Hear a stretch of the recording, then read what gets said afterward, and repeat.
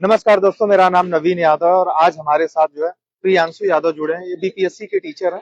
TRE 3 में इनका selection हुआ है। आज इनसे इनके सफर के बारे में जानेंगे। ज्यादा समय बर्बाद न करते हुए मित्र, मैं आपका पहले परिचय जानना चाहता हूँ कि आप कहाँ से बिलोंग करते हैं, कौन सा सब्जेक्ट के टीचर, फिर हम आगे बढ़ाते नमस्ते। हैं। आपका आभार कि आपने अपने YouTube चैनल पे बुलाया। मैं भी कोशिश करूंगा कि संक्षिप्त में अपनी बातों को रखूं। जी सबसे पहले तो काशी को मेरा प्रणाम। जी। मेरा नाम प्रियांशु कुमार यादव हुआ। हम्म, मैं बिहार के दरभंगा डिस्ट्रिक्ट से हम्म, रहने वाला हूं। यहाँ पास में ही एक घाट है, दरभंगा घाट। हम्म, तो काशी के लोग तो दरभंगा से अवगत है। हाँ, मैं टीआरई 3 में 9th-10th हम्म, टीजीटी हाँ, इंग्लिश सब्जेक्ट के लिए सेलेक्ट हुआ एज ए जी, बीपीएससी। एक चयन समिति है, उसकी एक चयन प्रक्रिया है, हाँ। इंडिविजुअल बॉडी है। उसका जो एग्जाम का था वो मैंने क्लियर किया, कटअप पार किया और यहाँ आपके सामने खड़ा हूँ बीपीएससी टीचर बन के। थोड़ा चयन प्रक्रिया के बारे में बताएंगे, क्या एलिजिबिलिटी होनी चाहिए? आप इंग्लिश के टीचर हैं, राइट, मैं इंग्लिश का तो टीचर क्या हूँ। क्या चयन प्रक्रिया में सारी चीजें झेलनी पड़ी आपको? सबसे पहले मैं अपना क्वालिफिकेशन बताता हूँ, एजुकेशनल क्वालिफिकेशन। तो टीचर के सफर तक आने के लिए आपको क्या क्या क्राइटेरिया चाहिए एलिजिबल होने के लिए। सबसे पहला है कि आप ग्रेजुएट होने चाहिए जी उसके बाद बीएड होने चाहिए। जी। और जब आप बीएड कर रहे हो तो उसी दौर में या तो बीएड के बाद या बीएड जिस टर्म में आप कर रहे हो, 2 इयर्स की कोर्स है ये, उसमें आपको सीटेट और फिर बीएड के बाद आफ्टर बीएड कंप्लीट होते ही सर्टिफिकेट आते ही आपको एस्टेट क्वालिफाई करना नाइन होगा। टेंथ के लिए सीटेट न करके एस्टेट एस्टेट करना है? 9th 10th के लिए एस्टेट चाहिए, जी 6 to 8 के लिए सीटेट चाहिए। जी तो ऐसा है कि बीएड वाले 6 to 8 9th 10th 11th 12th के लिए एलिजिबल होंगे। जी। मेरे सब्जेक्ट से मैं तीन के लिए एलिजिबल रहूंगा, 6 to 8, 9th 10th और 11th 12th।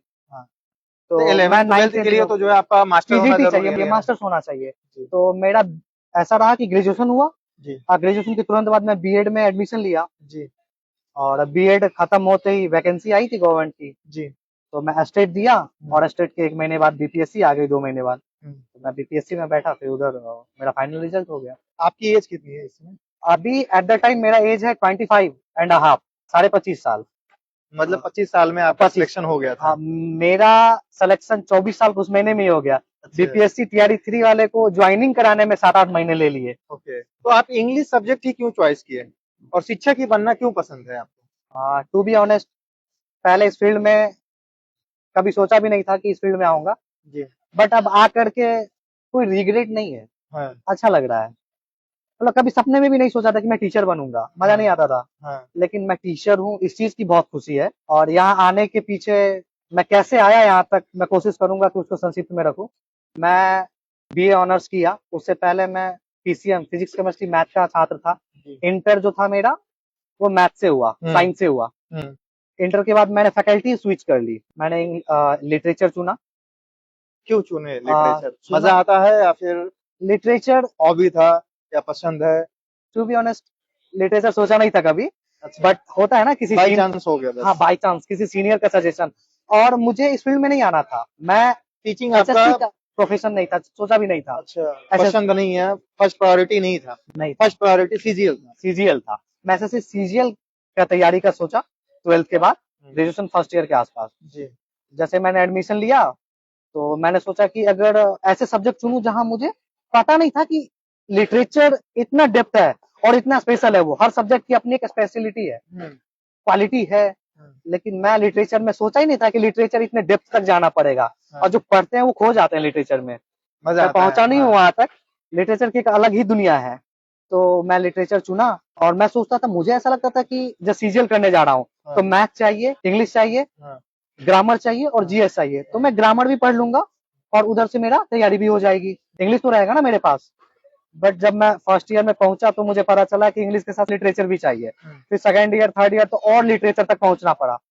तो मैं तैयारी कर रहा था एसएससी का, लिटरेचर के लिए थोड़ा कम टाइम दे पा रहा था, जिससे मैं सिर्फ मतलब ऑप्शन में आप टीचिंग रखे थे कि सीजीएल का तैयारी करते करते जो है आप ऑप्शन में जो है टीचिंग भी रखे थे कि बीएड कर लेता हूँ, बीएड के बाद जो है इंग्लिश हाँ, लिटरेचर वो से मैं थर्ड ईयर में जाकर के वो आइडिया आया कि मैं ठीक टीचर है, भी बन सकता हूँ। हाँ यहाँ से अगर मैं निकलूँ ना तो बीएड कर लेता हूँ, अच्छा। उस पर कम भी एफर्ट लगाऊंगा तो पास तो कर जाऊंगा अच्छे नंबर से।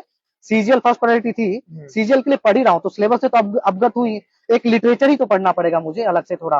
हाँ तो बीएड में गया, बीएड में टोटली चेंज हो गया, सीडीपी वगैरह आ जाता है। तो बीएड क्लियर जैसे ही आया तो बताया ना, उस समय मेरा एसएससी में प्रीलिम्स हो गया था 23 वाला एसएससी, तो उस वाला मेरा प्रीलिम्स हो गया। मैं प्रॉपर तैयार था, मैं बीएड सेकेंड ईयर में था कि मैं मेंस हो जाएगा, बट नहीं हो पाया उस समय। मतलब आप प्लान बी के तहत जो है प्लान बी सक्सेसफुल था हुए मेरा हैं, ये, राइट। क्योंकि प्लान ए तो आपका सीजीएल बनना था। अभी भी आप जो है सीजीएल की तैयारी करते हैं? जरूर, क्यों नहीं। अभी आपने जिस पोस्ट का नाम लिया, मेरा एक मित्र है, हाँ, वो लगातार 5 साल में 4 साल में 4 सीजीएल निकाल चुका है वो। हाँ, अभी वो एज ए कस्टम इंस्पेक्टर है भी, उसी ने मोटिवेट किया सीजीएल के लिए। और अब जैसे पहला था कि सीजीएल चाहिए, हाँ, एसएससी सीजीएल के थ्रू एसएससी का जॉब चाहिए। अब इस प्रोफेशन में आने के बाद, टीचर बनने के बाद, अब है कि एक सेलेक्टेड पोस्ट चाहिए, क्योंकि पे स्केल तो मिल ही जाएगा। जैसे उसका पीए ऐसे बेटर है मुझे अब कि नया मनपसंद टीचर। जो है अब पोस्ट लेना मनपसंद चाहोगे। पोस्ट चाहिए, जैसे कस्टम चाहिए, आईटी चाहिए, हाँ। इनकम टैक्स, और कौन 2 कौन 3 सी किताबें पढ़ के आप जो है बीपीएससी क्वालिफाई हुए हैं? हाँ, अ, फिर से वही कि पढ़ तो रहा था एसएससी के लिए ही, हाँ। थोड़ा सा अलग से थोड़ा एक्स्ट्रा एफर्ट लगाना पड़ा बस कौन कौन बीपीएससी सी के बुक पढ़े हैं आप? लिए। जैसे कि ग्रामर तो आपको पढ़ना ही पड़ेगा, हाँ। ग्रामर इसमें भी है, ग्रामर वहां भी था, जी। टीचर वाले में भी ग्रामर है बीपीएससी में। बीपीएससी का सिलेबस आज भी फिक्स नहीं, बीपीएससी टीचर का, हाँ। जो मैं चाहूंगा कि गवर्नमेंट करे। सिलेबस हर एग्जाम का फिक्स है, यहाँ आज भी नहीं दिया जाता। तो मैंने बुक रेकमेंड किया ग्रामर के लिए, नीतू सिंह, उनका वॉल्यूम 1 आज भी। और आपको वोकैब अगर पढ़ना हो तो आप वोकैब आप ब्लैक बुक पढ़ सकते हैं, नीतू मैम का पढ़ सकते हैं। मैंने ब्लैक बुक अपने लिए प्रीफर किया था। और वॉल्यूम 1 तो मस्ट, अगर आपको ग्रामर अच्छा करना हो तो, नीतू मैम का। हाँ। और यूट्यूब से पढ़ना है, यूट्यूब से। अब कितना क्वेश्चन ग्रामर का रहा था आपका ग्रामर बीपीएससी में? बीपीएससी में ट्यूशन में कहीं नहीं लिया, मैं बस बुक से और यूट्यूब वीडियोस। बुक कौन सा बुक? बस खाली नीतू मैम का पढ़े थे? नीतू मैम का वॉल्यूम 1, रानी मैम का वीडियोस। कितना क्वेश्चन पूछा था अच्छा, कितना क्वेश्चन रहा था इंग्लिश का? ग्रामर का? अब मैं थोड़ा एब्रिविएशन फॉर्म में बता दूं उसको। ग्रामर का था क्वेश्चन आई थिंक सो 80 वो रहा, और अब इस बार 20 क्वेश्चन थे ग्रामर के, 20 क्वेश्चन अप्रोक्सीमेटली। इससे पहले टीआरई में ज्यादा थे, लिटरेचर कम था। मैं बता रहा हूँ वही कि उसका स्पेशली टीचर के लिए आप कितना वक्त दिए ये बताइए, उसको छोड़। लास्ट 3 महीने उस तैयारी को प्रॉपर छोड़ दिया मैं। और ये बीपीएससी टीचर के लिए स्पेशली 3 महीना पढ़ के आप बीपीएससी टीचर बन गए? बस मैं लिटरेचर के लिए एफर्ट लगाया लास्ट 3 महीने, तो ग्रामर था ही। मैं जैसे बता दूं बीपीएससी में क्या क्या है, 150 मार्क्स का क्वेश्चन है, जिसमें आपको 80 नंबर आपके सब्जेक्ट से पूछेंगे। हाँ। टीजीटी पीजीटी के लिए जी। तो 80 नंबर जो इंग्लिश का है, जिसमें लिटरेचर है और ग्रामर है। फिक्स नहीं है कि कितने लिटरेचर से आएंगे कितने ग्रामर के आएंगे, ये भी है। टीआरई 2 में ग्रामर ज्यादा था, लिटरेचर कम था। टीआरई 3 में 80% लिटरेचर है, 75 बाकी बचा हुआ ग्रामर है। तो मेरा टारगेट था कि ग्रामर मैक्सिमम सही करूं, 90% एबव एक्यूरेसी के साथ जाऊं, तो वो हुआ भी। और रिजल्ट का मेन वजह है ग्रामर, क्योंकि मेरा लिटरेचर तब अभी तक उतना अच्छा नहीं है उस लेवल तक। मतलब ग्रामर से सिलेक्शन हुआ है, ये कैसे? राइट, मेरा। बट अगर आपको चाहिए तो सिर्फ लिटरेचर पढ़ के भी आप बीपीएससी सिलेक्शन ले सकते हैं 3 महीने में। विद इन 90 डेज प्लान था मेरा। लास्ट 2.5-3 महीने मैंने बहुत अच्छा एफर्ट लगाया। लाइब्रेरी, मेरा जो रूटीन था ना जाने का, दिन के 11 बजे के आसपास मैं फ्रेश होकर के जाता था, प्रॉपर रेडी होकर के, अपना भोजन जो भी मील है प्रॉपर ले करके, फिर वहां शाम तक पढ़ रहा हूँ। बीच में 2 घंटे पे एक छोटा छोटा ब्रेक लेता था। ये आपकी रूटीन थी? हाँ, ये मेरी रूटीन थे। मैं से 11 बजे गया, लाइब्रेरी गया तो 11:15 या 11:30 से मेरा चालू हो गया। अगर मोस्टली 11 बजे था, 11:30 से चालू कर रहा हूँ तो 2 घंटे बाद में एक ब्रेक ले रहा हूँ, तो छोटा छोटा। फिर मैं 4 से 5 बजे, कभी 4:30, कभी 5 बजे वहां से उठा, तो 1 घंटे के लिए ब्रेक ले रहा हूँ। बीच में पास में ही था, घर से वॉकिंग डिस्टेंस पे था लाइब्रेरी, तो वहाँ खाना खाने के लिए भूख लगी तो अपने अप्रोक्सीमेट अगर बात कही जाए तो आप 24 10 घंटे में से 12 10 घंटे पढ़ते थे? 10 से 12 घंटे के बीच में पढ़ते थे? 10 से 12 घंटे मैंने प्रॉपर टाइम दिया 3 महीने तक। हाँ। और उसी में सारी चीजें मैनेज हुई, जो आपका ग्रामर पोर्शन मजबूत था, जो लिटरेचर में कमियां थी उसमें थोड़ी बहुत फुलफिल हुई, लेकिन ज्यादातर योगदान आपका सिलेक्शन में ग्रामर का रहा है। ऑब्वियसली कह सकते हैं। दूसरा बात की बीपीएससी मैं बताना चाहूंगा जस्ट फ्यू सेकंड्स की 150 मार्क्स का क्वेश्चन है, 80 मार्क्स आपके सिलेबस से रहेंगे, बाकी बचे कितने 70 मार्क्स के। 70 मार्क्स में आपको क्या कहते हैं 30 नंबर 40 नंबर आपको रहेगा GS section. 40 number GS section में 8 मैथ, 8 साइंस, 8 करंट अफेयर्स और 8 जीएस सेक्शन के रहेंगे। ऐसे 8 प्रॉपर साइंस, 8 जनरल नॉलेज के क्वेश्चन। आप तो साइंस बैकग्राउंड से सीजीएल की तैयारी कर रहे थे, तो आपके लिए तो काफी ज्यादा आसान हो गया ये चीजें।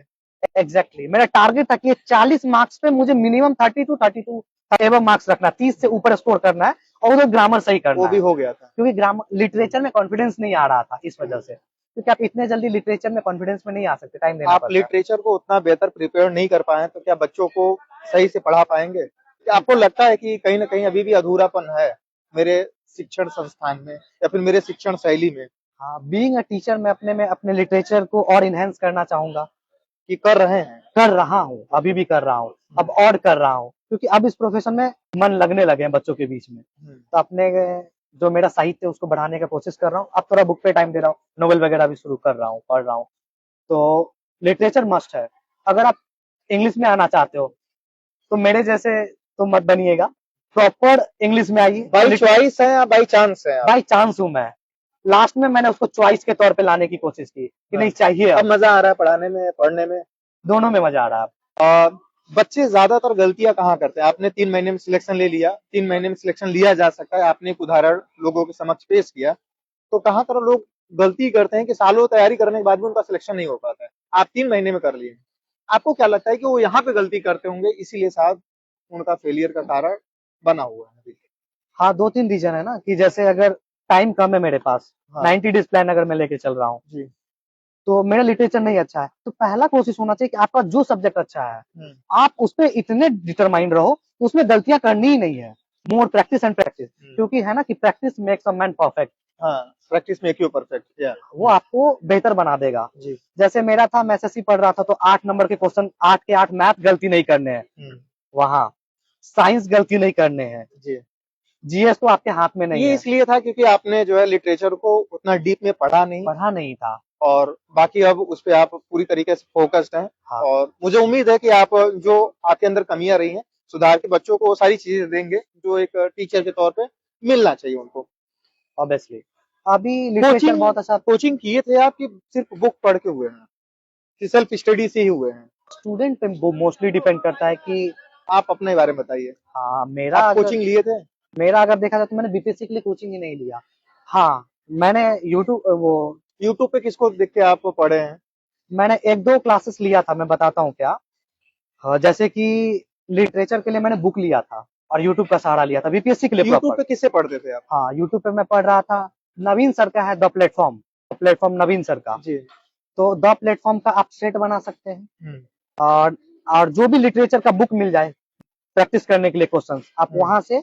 और मैं सबसे ज्यादा मुझे टेक्स्ट बुक का फायदा मिला, अच्छा, टेक्स्ट मॉक बुक पे लगाने आप का। ज्यादातर मॉक लगाते थे, जो कमी आती है उसको सुधार करने की कोशिश करते थे? क्योंकि मैं टेक्स्ट बुक का बहुत योगदान रहा है। मैं बहुत सारे बच्चों से बात करता हूँ, बहुत सारे लोग इंटरव्यू देने के लिए तैयार भी होते हैं, बहुत लोग नहीं भी होते हैं, लेकिन टेक्स्ट बुक का उनका जो टेस्ट देते हैं, टेस्ट में अपने कमियों को नजरअंदाज ना करके जो है उस पर फोकस्ड होते हैं, उस पर सुधार करते हैं, जिसके कारण उनका सिलेक्शन हुआ है। कई लोग ऐसा बोले हैं।